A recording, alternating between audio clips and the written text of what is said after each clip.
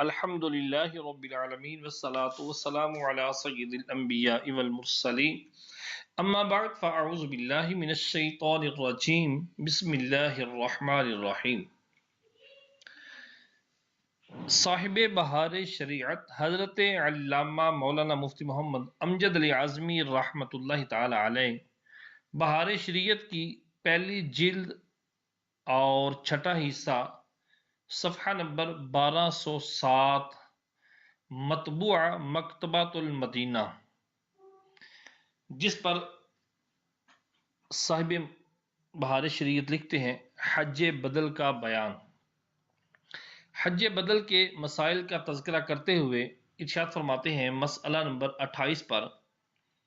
راستہ میں انتقال ہوا اور حج بدل کی وصیت کر گیا تو اگر کوئی رقم یا جگہ معین کر دی ہے تو اس کے کہنے کے موافق کیا جائے، یعنی اگر اس نے وصیت کی تو اس نے کوئی رقم یا جگہ معین کی تو اس نے جو کہا اس کے مطابق عمل کیا جائے، اگرچہ اس کے مال کی تہائی اتنی تھی کہ اس کے وطن سے بھیجا جا سکتا اور اس نے غیر وطن سے بھیجنے کی وصیت کی، یا وہ رقم اتنی بتائی کہ اس میں وطن سے نہیں جایا جا سکتا تو گناہگار ہوا، اور معین نہ کی تو وطن سے بھیجا جائے حج بدل کے لیے۔ مسئلہ نمبر 29، وصی نے یعنی جس کو کہہ گیا کہ تو میری طرف سے حج کرا دینا، غیر جگہ سے بھیجا اور تہائی اتنی تھی کہ وطن سے بھیجا جا سکتا ہے، تو یہ حج میت کی طرف سے نہ ہوا بلکہ وصی کی طرف سے ہوا، لہذا میت کی طرف سے یہ شخص دوبارہ اپنے مال سے حج کرائے، مگر جب کہ وہ جگہ جہاں سے بھیجا ہے وطن سے قریب ہو کہ وہاں جا کر رات کے آنے سے پہلے واپس آ سکتا ہو تو ہو جائے گا۔ مسئلہ نمبر 30،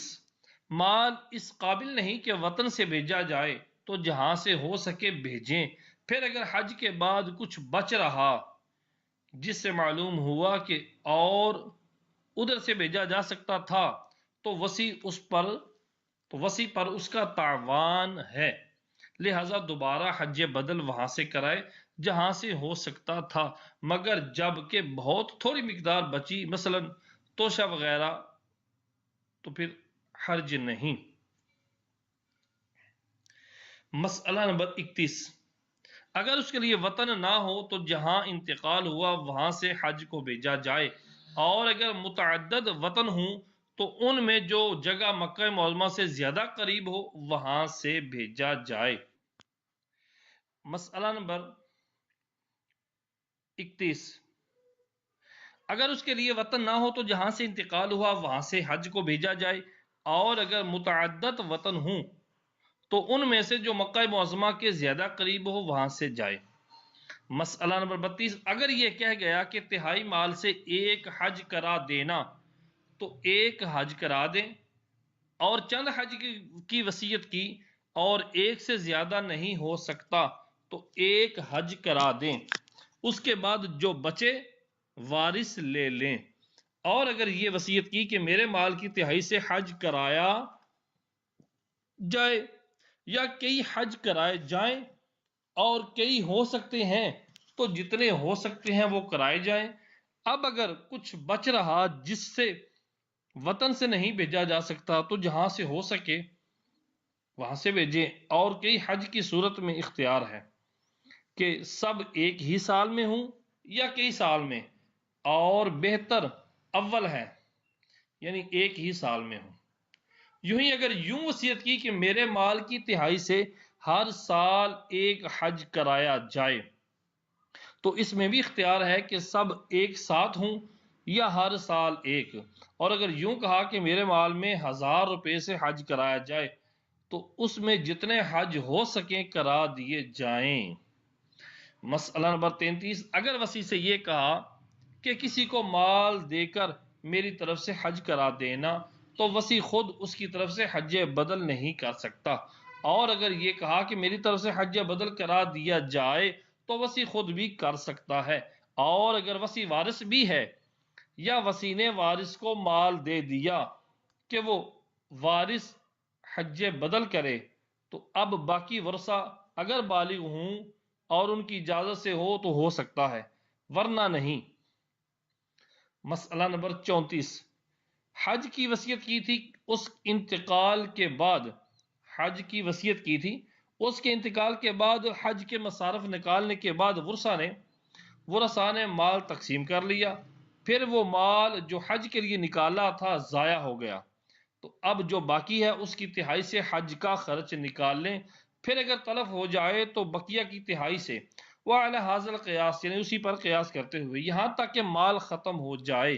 اور وہ مال وصی کے پاس سے ضائع ہوا ہو یا اس کے پاس سے جس کو حج کے لیے بھیجنا چاہتے ہیں، دونوں کا ایک ہی حکم ہے۔ مسئلہ نمبر 35، جسے حج کرنے کو بھیجا وقوف عرفہ سے پہلے اس کا انتقال ہو گیا یا مال چوری ہو گیا، پھر جو مال باقی رہ گیا اس کی تہائی سے دوبارہ وطن سے حج کرنے کے لیے کسی کو بھیجا جائے، اور اگر اتنے میں وطن سے نہیں بھیجا جا سکتا تو جہاں سے ہو سکے، اور اگر دوسرا شخص بھی مر گیا پھر مال چوری ہو گیا یا مال چوری ہو گیا تو اب جو کچھ مال ہے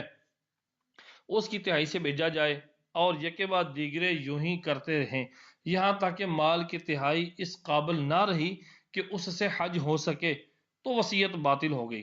اور اگر وقوف عرفہ کے بعد مرا تو وصیت پوری ہو گئی۔ مسئلہ نمبر 36، جسے بھیجا تھا وہ وقوف کر کے بغیر طواف کیے واپس آیا تو میت کا حج ہو گیا، مگر اسے عورت کے پاس جانا حلال نہیں، اسے حکم ہے کہ اپنے خرچے سے واپس جائے اور جو افعال باقی ہیں وہ ادا کرے۔ مسئلہ نمبر 37، وصی نے کسی کو اس سال حج بدل کے لیے مقرر کیا، وصی نے یعنی جس کو بندہ کو وصیت کر گیا تھا تو اس نے آگے کیا کرنا ہے، کہتے ہیں وہ جو آگے وصی اس نے کسی کو اس سال حج بدل کے لیے مقرر کیا اور خرچ بھی دے دیا، مگر وہ اس سال نہ گیا، سال آئندہ جا کر ادا کیا تو ہو گیا، اس پر تاوان نہیں۔ مسئلہ نمبر 38، جسے بھیجا وہ مکہ معظمہ میں جا کر بیمار ہو گیا اور سارا مال خرچ ہو گیا تو وصی کے ذمہ واپسی کے لیے خرچ بھیجنا لازم نہیں۔ جی مسئلہ نمبر 39، جسے حج کے لیے مقرر کیا وہ بیمار ہو گیا تو اسے یہ اختیار نہیں کہ دوسرے کو بھیج دے، ہاں اگر بھیجنے والے نے اسے اجازت دے دی تو دوسرے کو بھیج سکتا ہے، لہذا بھیجتے وقت چاہیے کہ یہ اجازت دے دی جائے۔ مسئلہ نمبر 40، اگر اس سے یہ کہہ دیا کہ خرچ ختم ہو جائے تو قرض لے لینا، اگر اسے یہ کہہ دیا کہ اگر خرچ ختم ہو جائے تو قرض لے لینا اور اس کا ادا کرنا میرے ذمہ ہے تو جائز ہے۔ مسئلہ نمبر 41، احرام کے بعد راستے میں مال چوری ہو گیا، اس نے اپنے پاس سے خرچ کر کے حج کیا اور واپسی آیا تو بغیر حکم قاضی بھیجنے والے سے وصول نہیں کر سکتا۔ مسئلہ نمبر 42، یہ وصیت کی کہ فلاں شخص میری طرف سے حج کرے اور وہ شخص مر گیا تو کسی اور کو بھیج دیں، مگر جب کہ حصر کر دیا ہو کہ وہی کرے دوسرا نہیں تو مجبوری ہے۔ مسئلہ نمبر 43، ایک شخص نے اپنی طرف سے حج بدل کے لیے خرچ دے کر بھیجا، بعد اس کا انتقال ہو گیا اور حج کی وصیت نہ کی تو وارث اس شخص سے مال واپس لے سکتا ہے اگرچہ احرام باندھ چکا ہو۔ مسئلہ نمبر 44، مصارف حج سے مراد وہ چیز ہے جن کی سفر حج میں ضرورت پڑتی ہے، مثلا کھانا پانی، راستے میں پہننے کے کپڑے، احرام کے کپڑے، سواری کا کرایہ، مکان کا کرایہ، مشکیزہ، کھانے پینے کے برتن، جلانے اور سر میں ڈالنے کا تیل، کپڑے دھونے کے لیے صابن، پہرا دینے والے کی اجرت، حجامت کی بنوائی، غرض جن چیزوں کی ضرورت پڑتی ہے ان کے اخراجات متوسط کہ نہ فضول خرچی ہو نہ بہت کمی، اور اس کو یہ اختیار نہیں کہ اس مال میں سے خیرات کرے یا کھانا فقیروں کو دے دے یا کھاتے وقت دوسروں کو بھی کھلائے۔ ہاں اگر بھیجنے والے نے ان امور کی اجازت دے دی تو کر سکتا ہے۔ مسئلہ نمبر 45، جس کو بھیجا ہے اگر وہ اپنا کام اپنے آپ کیا کرتا تھا اور اب خادم سے کام لیا تو اس کا خرچ خود اس کے ذمہ ہے، اور اگر خود نہیں کرتا تھا تو بھیجنے والے کے ذمہ۔ مسئلہ نمبر 46، حج سے واپسی کے بعد جو کچھ بچا واپس کر دے، اسے رکھ لینا جائز نہیں، اگرچہ وہ کتنی ہی تھوڑی چیز کیوں نہ ہو، یہاں تک کہ توشہ میں سے جو کچھ بچا وہ اور کپڑے اور برتن غرض تمام سامان واپس کر دے، بلکہ اگر شرط کر لی ہو کہ جو بچے گا واپس نہ کروں گا، جب بھی یہ شرط باطل ہے مگر دو صورتوں میں۔ اول یہ کہ بھیجنے والا اسے وکیل کر دے کہ جو بچے اسے اپنے کو ہبہ کر دینا، اپنے آپ رکھ لینا اور قبضہ کر لینا، پھر تو ٹھیک ہے۔ دوم یہ کہ اگر قریب بمرگ ہو تو اسے وصیت کر دے کہ جو بچے اس کی میں نے تجھے وصیت کی، اور اگر یوں وصیت کی کہ وصی سے کہہ دیا کہ جو بچے وہ اس کے لیے ہے جو بھیجا جائے، یا تو جسے چاہے دے دے، تو یہ وصیت باطل ہے، وارث کا حق ہو جائے گا اور واپس کرنا پڑے گا۔ نمبر 47، یہ وصیت کی کہ 1000 فلاں کو دے دیا جائے اور 1000 مسکینوں کو اور 1000 سے حج کرایا جائے، اور ترکہ کے تہائی کل 2000 ہے تو 2000 میں برابر برابر کے 3 حصے کیے جائیں، ایک حصہ تو اسے دیں جس کے لیے کہا، اور حج و مساکین کے لیے دونوں حصے ملا کر جتنے سے حج ہو سکے حج کرایا جائے، اور جو بچے مسکینوں کو دیا جائے۔ مسئلہ نمبر 48، زکوٰۃ و حج اور کسی کو دینے کی وصیت کی تو تہائی کے حصے کریں، تو تہائی کے 3 حصے کریں، اور زکوٰۃ و حج میں جسے اس نے پہلے کہا اسے پہلے کریں، اس سے جو بچے دوسرے میں صرف کریں۔ فرض اور منت کی وصیت کی تو فرض مقدم ہے، اور نفل و نظر میں نظر مقدم ہے یعنی منت، اور سب فرض یا نفل یا واجب ہیں تو مقدم وہ ہے جسے اس نے پہلے کہا۔ حدیث کا بیان۔ اللہ تبارک و تعالیٰ قرآن کریم فرقان حمید میں ارشاد فرماتا ہے، وَمَن يُعَظِّمْ شَعَائِرَ اللَّهِ فَإِنَّهَا مِن تَقْوَى الْقُلُوبِ لَكُمْ فِيهَا مَنَافِعُ إِلَى أَجَلٍ مُّسَمًّى ثُمَّ مَحِلُّهَا إِلَى الْبَيْتِ الْعَتِيقِ وَلِكُلِّ أُمَّةٍ جَعَلْنَا مَنسَكًا لِيَذْكُرُوا اسْمَ اللَّهِ عَلَى مَا رَزَقَهُم مِّن بَهِيمَةِ الْأَنْعَامِ، اور جو اللہ عز و جل کی نشانیوں کی تعظیم کرے تو یہ دلوں کی پرہیزگاری سے ہے، تمہارے لیے چوپایوں میں ایک مقرر میعاد تک فائدے ہیں، پھر ان کا پہنچنا اس آزاد گھر تک، اور ہر امت کے لیے ہم نے ایک قربانی مقرر کی کہ اللہ عز و جل کا نام ذکر کریں ان بے زبان چوپایوں پر جو اس نے انہیں دیے۔ اور اللہ تبارک و تعالیٰ فرماتا ہے، وَالْبُدْنَ جَعَلْنَاهَا لَكُم مِّن شَعَائِرِ اللَّهِ لَكُمْ فِيهَا خَيْرٌ فَاذْكُرُوا اسْمَ اللَّهِ عَلَيْهَا الصَّوَافَّ فَإِذَا وَجَبَتْ جُنُوبُهَا فَكُلُوا مِنْهَا وَأَطْعِمُوا الْقَانِعَ وَالْمُعْتَرَّ كَذَلِكَ سَخَّرْنَاهَا لَكُمْ لَعَلَّكُمْ تَشْكُرُونَ لَن يَنَالَ اللَّهَ لُحُومُهَا وَلَا دِمَاؤُهَا وَلَكِن يَنَالُهُ التَّقْوَى مِنكُمْ كَذَلِكَ سَخَّرَهَا لَكُمْ لِتُكَبِّرُوا اللَّهَ عَلَى مَا هَدَاكُمْ وَبَشِّرِ الْمُحْسِنِينَ، اور قربانی کے اونٹ گائے ہم نے تمہارے لیے اللہ عز و جل کی نشانیوں سے کیے، تمہارے لیے ان میں بلائی ہے، تو ان پر اللہ عز و جل کا نام لو، ایک پاؤں بندھے 3 پاؤں سے کھڑے، پھر جب ان کی کروٹیں گر جائیں تو ان میں سے خود کھاؤ، اور قناعت کرنے والے اور بھیک مانگنے والوں کو کھلاؤ۔ یوں ہی ہم نے ان کو تمہارے قابو میں کر دیا کہ تم احسان مانو اللہ عز و جل کو، ہرگز نہ ان کے گوشت پہنچتے ہیں نہ ان کے خون، ہاں اس تک تمہاری پرہیزگاری پہنچتی ہے۔ یوں ہی ان کو تمہارے قابو میں کر دیا کہ تم اللہ عز و جل کی بڑائی بولو اس پر کہ اس نے تمہیں ہدایت فرمائی، اور خوشخبری پہنچا دو نیکی کرنے والوں کو۔ احادیث مبارکہ نمبر 1، صحیحین میں ام المؤمنین صدیقہ رضی اللہ تعالی عنہا سے مروی کہتی ہے میں نے نبی کریم صلی اللہ علیہ وآلہ وسلم کی قربانیوں کے ہار اپنے ہاتھ سے بنائے، پھر حضور صلی اللہ علیہ وآلہ وسلم نے ان کے گلوں میں ڈالے اور ان کے کوہان چیرے اور حرم کو روانہ کیے۔ حدیث نمبر 2، صحیح مسلم شریف میں جابر رضی اللہ تعالیٰ عنہ سے مروی ہے کہ رسول اللہ صلی اللہ تعالیٰ علیہ وآلہ وسلم نے 10ویں ذی الحج کو عائشہ رضی اللہ تعالیٰ عنہ کی طرف سے ایک گائے ذبح فرمائی، اور دوسری روایت میں ہے کہ ازواج مطہرات کی طرف سے حج میں گائے ذبح کی۔ حدیث نمبر 3، صحیح مسلم شریف میں جابر رضی اللہ تعالیٰ عنہ سے مروی کہتے ہیں میں نے نبی کریم صلی اللہ علیہ وآلہ وسلم کو فرماتے سنا کہ جب تو مجبور ہو جائے تو ہدی پر معروف کے ساتھ سوار ہو جب تک دوسری سواری نہ ملے۔ حدیث مبارکہ نمبر 4، صحیح مسلم میں ابن عباس رضی اللہ تعالیٰ عنہما سے مروی کہ رسول اللہ صلی اللہ تعالی علیہ وآلہ وسلم نے 16 اونٹ ایک شخص کے ساتھ حرم کو بھیجے۔ انہوں نے عرض کی ان میں سے اگر کوئی تھک جائے تو کیا کروں؟ فرمایا اسے نہر کر دینا اور خون سے اس کے پاؤں رنگ دینا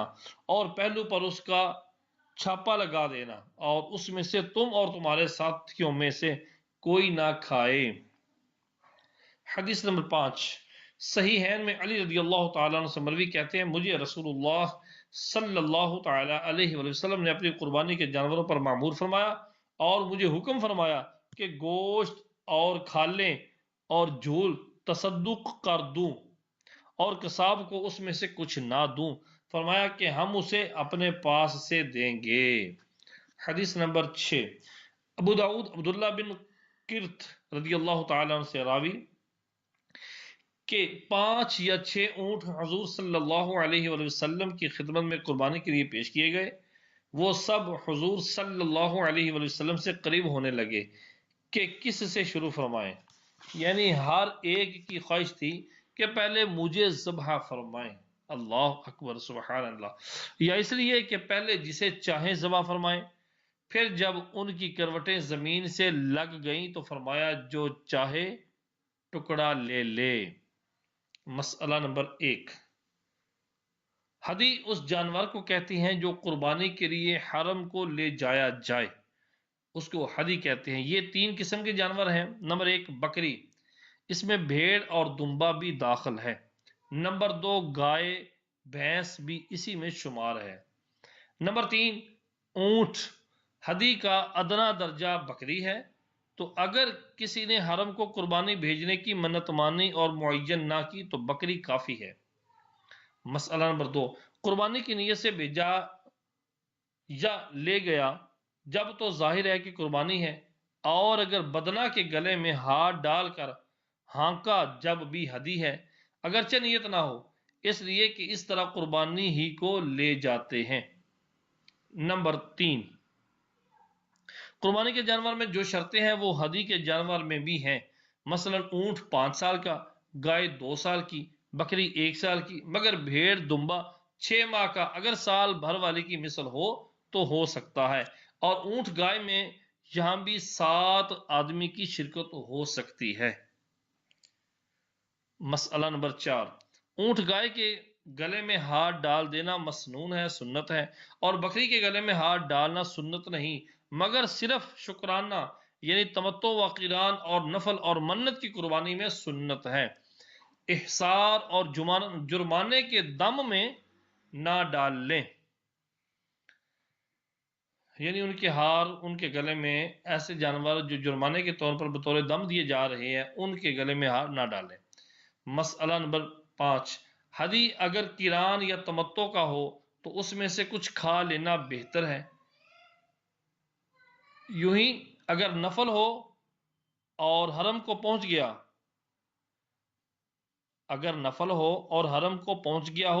اور اگر حرم کو نہ پہنچا تو خود نہیں کھا سکتا، فقراء کا حق ہے، اور ان تینوں کے علاوہ نہیں کھا سکتا، اور جسے خود کھا سکتا ہے مالداروں کو بھی کھلا سکتا ہے، نہیں تو نہیں، اور جس کو کھا نہیں سکتا اس کی کھال وغیرہ سے بھی نفع نہیں لے سکتا۔ مسئلہ نمبر 6، تمتع و قران کی قربانی 10ویں سے پہلے نہیں ہو سکتی اور 10ویں کے بعد کی تو ہو جائے گی، مگر دم لازم ہے کہ تاخیر جائز نہیں، اور ان دونوں کے علاوہ کے لیے کوئی دن معین نہیں، اور بہتر 10ویں ہے۔ حرم میں سب میں ضروری ہے، حرم میں ہونا یہ سب میں ضروری ہے، مینا کی خصوصیت نہیں۔ ہاں 10ویں کو ہو تو مینا میں ہونا سنت ہے، اور 10ویں کے بعد مکہ میں۔ منت کے بدنہ کا حرم میں ذبح ہونا شرط نہیں، جو منت کا بدنہ ہے اس کا حرم میں ذبح ہونا شرط نہیں، جبکہ منت میں حرم کی شرط نہ لگائی۔ مسئلہ نمبر 7، ہدی کا گوشت حرم کے مساکین کو دینا بہتر ہے، اس کی نکیل، رسی اور جھول کو خیرات کر دیں، اور قصاب کو اس کے گوشت میں سے کچھ نہ دیں۔ ہاں اگر اسے بطور تصدق دیں، صدقہ دیں تو حرج نہیں، بطور اجرت نہیں دے سکتے۔ مسئلہ نمبر 8، ہدی کے جانور پر بلا ضرورت سوار نہیں ہو سکتا، نہ اس پر سامان لاد سکتا ہے، اگرچہ نفل ہو، اور ضرورت کے وقت سوار ہو یا ضرورت کے وقت سوار ہوا یا سامان لادا اور اس کی وجہ سے اس میں کچھ نقصان آیا تو اتنا محتاجوں پر صدقہ کرے۔ مسئلہ نمبر 9، اگر وہ دودھ والا جانور ہے تو دودھ نہ دوہے اور تھن پر ٹھنڈا پانی چھڑک دیا کرے کہ دودھ موقوف ہو جائے، رک جائے گا، سوکھ جائے گا، اور اگر ذبح میں وقفہ ہوا اور نہ دہنے سے ضرر ہوگا، یعنی اگر تھوڑا ٹائم لگے گا تو نہ دودھ دہا تو ضرر ہوگا، نقصان ہوگا، تو دو کر دودھ خیرات کر دے، اور اگر خود کھا لیا یا غنی کو دے دیا یا ضائع کر دیا تو اتنا ہی دودھ یا اس کی قیمت مساکین پر صدقہ کرے۔ مسئلہ نمبر 10، اگر وہ بچہ جنی تو بچے کو صدقہ کر دے یا اسے بھی اس کے ساتھ ذبح کر دے، اور اگر بچے کو بیچ ڈالا یا ہلاک کر دیا تو قیمت کو صدقہ کر دے، اور اس قیمت سے قربانی کا جانور خرید لیا تو بہتر ہے۔ نمبر 11، غلطی سے اس نے دوسرے کے جانور کو ذبح کر دیا اور دوسرے نے اس کے جانور کو، تو دونوں کی قربانیاں ہو گئیں۔ مسئلہ نمبر 12، اگر جانور حرم کو لے جا رہا تھا، راستے میں مرنے لگا تو اسے وہیں ذبح کر ڈالے اور خون سے اس کا ہار رنگ دے اور کوہان پر چھاپا لگا دے تاکہ اسے مالدار لوگ نہ کھائیں، فقراء ہی کھائیں۔ پھر اگر وہ نفل تھا تو اس کے بدلے کا دوسرا جانور لے جانا ضرور نہیں، اور اگر واجب تھا تو اس کے بدلے کا دوسرا جانور لے جانا واجب ہے، اور اگر اس میں کوئی عیب ایسا آ گیا کہ قربانی کے قابل نہ رہا تو اسے جو چاہے کرے اور اس کے بدلے دوسرا جانور لے جائے جبکہ واجب ہو۔ نمبر 13، جانور حرم کو پہنچ گیا اور وہاں مرنے لگا تو اسے ذبح کر کے مساکین پر صدقہ کر دے اور خود نہ کھائے، اگرچہ نفل ہو، اور اگر اس میں سے تھوڑا سا نقصان پیدا ہوا ہے کہ ابھی قربانی کے قابل ہے تو قربانی کرے اور خود بھی کھا سکتا ہے۔ نمبر 14، جانور چوری ہو گیا، اس کے بدلے کا دوسرا جانور خریدا اور اسے ہاتھ ڈال کر لے چلا، پھر وہ مل گیا تو بہتر یہ ہے کہ دونوں کی قربانی کر دے، اور اگر پہلے کی قربانی کی اور دوسرے کو بیچ ڈالا تو یہ بھی ہو سکتا ہے، اور اگر پچھلے کو ذبح کیا اور پہلے کو بیچ ڈالا تو اگر وہ اس کی قیمت میں برابر تھا یا زیادہ تو کافی ہے، اور اگر کم ہے تو جتنی کمی ہوئی صدقہ کر دے۔ حج کی منت کا بیان۔ حج کی منت مانی تو حج کرنا واجب ہو گیا، کفارہ دینے سے بری و ذمہ نہ ہوگا، خواہ یوں کہے کہ اللہ عز و جل کے لیے مجھ پر حج ہے، یا کسی کام کے ہونے پر حج کو مشروط کر دیا، معلق کر دیا، اور وہ کام ہو گیا تو حج کرنا واجب ہو گیا۔ مسئلہ نمبر 1، احرام باندھنے یا کعبہ معظمہ یا مکہ معظمہ جانے کی منت مانی تو حج یا عمرہ اس پر واجب ہے، اور ایک کو معین کر لینا اس کے ذمہ ہے۔ نمبر 2، پیدل حج کرنے کی منت مانی تو واجب ہے کہ گھر سے طواف فرض تک پیدل ہی رہے، اور پورا سفر یا اکثر سواری پر کیا تو دم دے، اور اگر اکثر پیدل رہا اور کچھ سواری پر تو اسی حساب سے بکری کی قیمت کا جتنا حصہ اس کے مقابل آئے خیرات کرے۔ پیدل عمرہ کی منت مانی تو سر منڈانے تک پیدل رہے۔ مسئلہ نمبر 3، ایک سال میں جتنے حج کی منت مانی سب واجب ہو گئے۔ نمبر 4، لونڈی غلام محرم کو خریدنا جائز ہے۔ لونڈی غلام محرم کو خریدنا جائز ہے اور مشتری کو اختیار ہے کہ احرام توڑوا دے۔ مشتری کو اختیار ہے کہ وہ احرام توڑوا دے اگرچہ انہوں نے اپنے پہلے مولا کی اجازت سے احرام باندھے ہوں۔ مسئلہ دوبارہ سماعت فرمائیں۔ مسئلہ نمبر 4، لونڈی غلام محرم کو خریدنا جائز ہے، یعنی یہ لونڈی اور غلام محرم ہوں، احرام بندھا ہوا ہو تو ان کو خریدنا جائز ہے اور مشتری کو اختیار ہے کہ احرام توڑوا دے اگرچہ انہوں نے اپنے مولا کی اجازت سے احرام باندھے ہوں، اور احرام توڑنے کے لیے فقط یہ کہہ دینا کافی نہیں کہ احرام توڑ دیا، بلکہ کوئی ایسا کام کرنا ضروری ہے جو احرام میں منع تھا، مثلا